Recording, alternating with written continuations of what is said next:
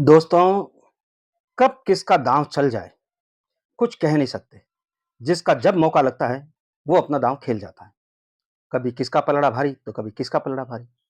और यही हाल है बॉलीवुड का। बॉलीवुड में कब सितारा चमक जाता है, कब सितारा अस्त हो जाता है।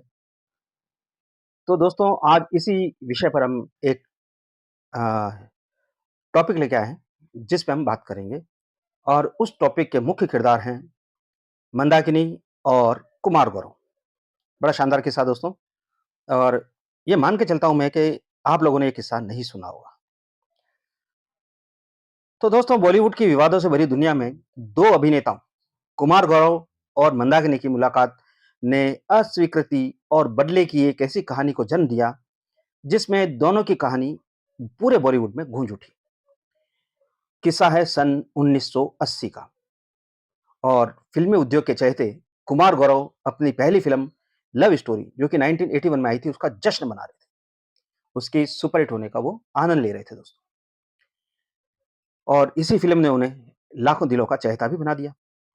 उनके पिता महान राजेंद्र कुमार ने फिल्म को फाइनेंस किया और डायरेक्शन किया दोस्तों। इस युवा अभिनेता को कभी समझ नहीं आया था कि ये सफलता उन्हें थाली में परोसी गई थी। मिली नहीं थी, उन्हें थाली में परोसी गई थी। प्रसिद्ध निर्माता दिनेश बंसल ने उन्हें श्री फराद नामक एक फिल्म का प्रस्ताव दिया। किन्हें? कुमार गौरव साहब को। फिल्म हिट हो गई थी तो उनके पास फिल्म के ढेर सारे ऑफर आने लगे। उनमें से एक ऑफर आया दिनेश बंसल साहब का, जो बनाने जा रहे थे फिल्म श्री फराद। कुमार गौरव ने फिल्म साइन करने से मना कर दिया साहब। अब मना करने की वजह पता है आपको क्या थी? वजह थी उनके साथ इस फिल्म में एक नई नवेली एक्ट्रेस को लिया जाना। जी हाँ दोस्तों, उन एक्ट्रेस का नाम था यास्मीन जोसेफ। और कुमार गौरव की फिल्म सुपरहिट हो चुकी थी। उनमें भी गुरूर आ चुका था दोस्तों। स्वाभाविक सी बात है, पहली फिल्म और वो भी सुपरहिट, गुरूर होना लाज़मी सा है दोस्तों। तो जब दिनेश बंसल साहब पहुँचे उनके पास फ़िल्म साइन करने, तो कुमार गौरव साहब का जो वर्ड्स थे, जो भाषा थी, वो इस कदर थी कि मैं एक सक्सेसफुल हीरो हूँ और ये यास्मीन वास्मीन जोसेफ कौन है ये? मैं अनजान लड़कियों के साथ काम नहीं करूँगा। और दोस्तों, ये फ़िल्म रिलीज़ नहीं हो पाई। कौन-सी? श्री फरहाद। श्री फरहाद को दरकिनार कर दिया गया, उसे एक तरफ कचरे के डब्बे में डाल दिया गया। और यास्मीन जोसेफ जो थी, वो अपने टूटे हुए सपनों को लेकर अपने आँसुओं के साथ अपने घर वापस चली गई दोस्तों। और वापस अपनी गुमनाम ज़िंदगी में गुम हो गई। और समय ऐसे ही निकलता गया और बॉलीवुड अपनी रफ़्तार से चलता रहा। लेकिन कहते हैं ना कि रात के बाद दिन ज़रूर आता है, और वही हुआ दोस्तों।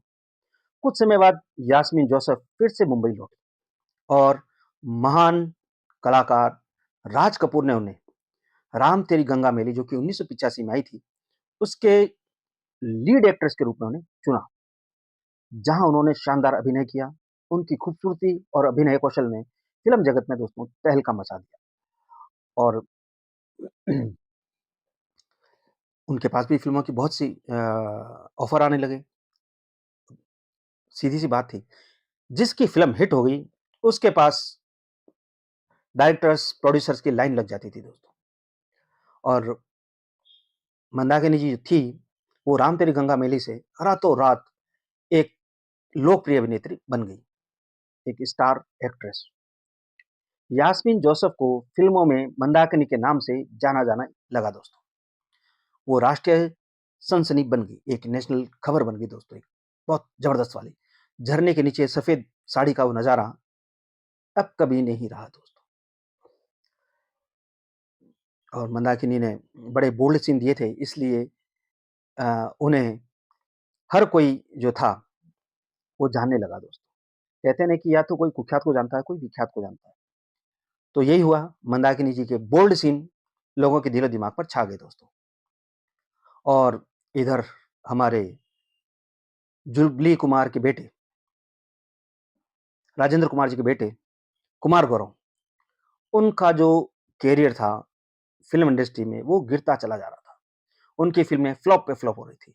जनता उनकी फ़िल्मों को नकार रही थी और वापसी की बेताबी में कुमार गौरव ने अपनी फ़िल्मों के एक निर्माता को मंदाकिनी का नाम सुझाया। उन्होंने कहा कि साहब इस फ़िल्म के लिए आप एक काम कीजिए, मंदाकिनी जी को लीजिए, क्योंकि मंदाकिनी उस वक़्त सुपरस्टार बन गई थी, मतलब चर्चा में थी और चर्चा वाला ही चलता है दोस्तों। और कुमार गौरव इस उनकी सफलता का फ़ायदा उठाना चाहते थे दोस्तों। अब साहब निर्माता ने यास्मीन जोसेफ यानी मंदाकिनी से संपर्क किया और कहा मैडम एक हीरो ने आपके साथ कास्ट करने की इच्छा रखी है और एक प्रस्ताव भेजा है आपके लिए, तो प्लीज़ इसे एक्सेप्ट कर लीजिए। मैं आपको आपकी पिछली फ़िल्म में जो फ़िल्म थी पिछली उससे 100% ज़्यादा आपको फ़ीस दूँगा। अब साहब मंदाकिनी ने पूछा, हीरो कौन है? भई जब सिक्का चलता हो इंसान का तो वो भी अपने शर्तें रखने लगता है दोस्तों। यही मंदाकिनी के साथ हुआ। उन्होंने भी पूछ लिया कि साहब हीरो कौन है? जवाब आया कुमार गौरव और मंदाकिनी हँस पड़ी दोस्तों। उन्होंने कड़क चाय की एक घूँट ली और आँखों में चमक लिए एक करारा जवाब दिया। सर, मैं ये फ़िल्म ज़रूर करूँगी। मैं बिना पैसे लिए ये फ़िल्म करने के लिए तैयार हूँ। बस हीरो बदल दीजिए। मुझे इस हीरो के साथ काम नहीं करना। मैं किसी कुमार-वुमार, बीमार-फीमार की ये कौन है? इसको नहीं जानती, मैं इसके साथ काम नहीं करूँगी। मैंने तो कभी इसका नाम ही नहीं सुना। कौन है साहब ये कुमार गौरव? और दोस्तों कर्म ने कुमार गौरव को करारा जवाब दिया। कहते हैं नहीं कि कर्मा लौट कर आता है। कुमार गौरव द्वारा ठुकराई गई अनजान यास्मीन जोसेफ आगे चलकर मंदाकिनी बनी और उसने अपना नाम बदल लिया। मंदाकिनी के ठुकराए जाने की खबर जंगल में आग की तरह फैल गई दोस्तों। फ़िल्म इंडस्ट्री में उसके द्वारा लिए गए तीखे बदले की चर्चा चारों तरफ होने लगी।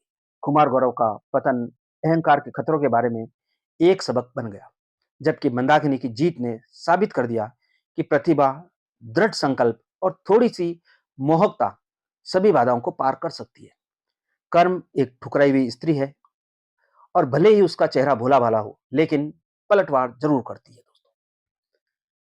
तो देखा आपने कि कुमार गौरव साहब का गुरूर उन्हें कहाँ ले आया, परंतु आज की तारीख में मंदाकिनी का करियर भी आज की तारीख में इतना सक्सेसफुल नहीं है दोस्तों।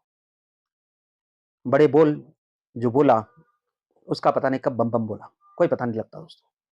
दोनों ने यही किया, जब जिसका पलड़ा भारी था वो बोल गया, जब वक़्त था तो कुमार गौरव साहब बोल गए और जब वक़्त आया मंदाकिनी का तो मंदाकिनी बोल गई। और आज कंडीशन ये है कि दोनों की दोनों फ़िल्म इंडस्ट्री से बिल्कुल नदारद सी हो गई हैं दोस्तों। दोनों की दोनों नदारद हो गए हैं।